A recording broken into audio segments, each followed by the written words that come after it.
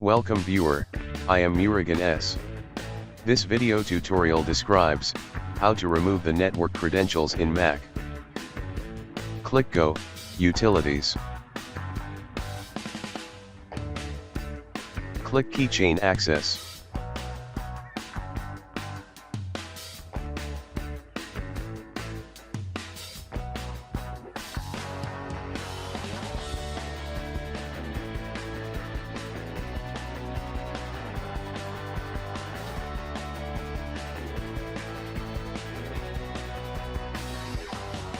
Right-click Network Password, delete it.